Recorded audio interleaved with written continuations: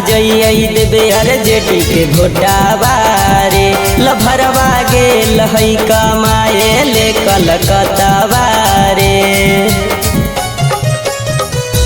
केकरा साथ जइयै देबे आरजेडी के भोटावा रे। लभरवा गेल है कमाए ले कलकत्तावा रे। बिहार में लहार हो आरजेडी सरकार हो। ललटेन पर भोटवा दिहे दे। 10 लाख नौकरी के होलौ हे आदेश। कोई के कमाए न पड़तौ विदेश। भैया तेजस्वी से इहे हौआ देश। कोई के कमाए न पड़तौ विदेश।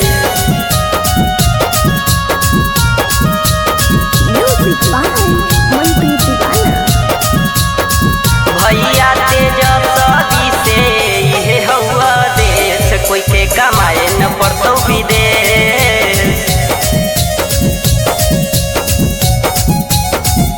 कि छौड़ा होई जैतै जिंदगी बर्बाद रे। कि शादी हो जैतै दूसरे के साथ रे। कि भोगिया भोगे पड़तै हमारो। कि जिंदगी भर रोवे पड़तै। आगे कुछ दिन बर्दाश्त कर तेजस्वी पर विश्वास कर। लालटेन पर भोटवा दिहे दे। 10 लाख नौकरी के होलौ हे आदेश। कोई के कमाए न पड़तौ विदेश। भैया तेजस्वी से इहे हौआ देश। कोई के कमाए न पड़तौ विदेश।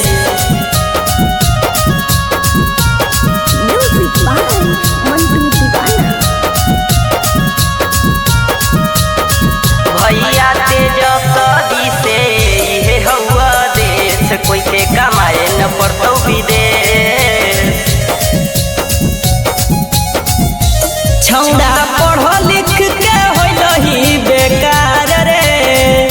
फैक्टरिया जाही तू कमाए रे। कि जिंदगी बर्बाद होइल हौ तोहनी के। कि पढ़ल सब बेकार होइल हौ। आगे अहिरा दिल खुशावा राइटर चिंटू राजा। ललटेन पर भोटवा देबौ दे। 10 लाख नौकरी के होलौ हे आदेश। कोई के कमाए न पड़तौ विदेश। भैया तेजस्वी के हकौआ देश। कोई के कमाए न पड़तौ विदेश। दीवाना फिल्म्स जहानाबाद।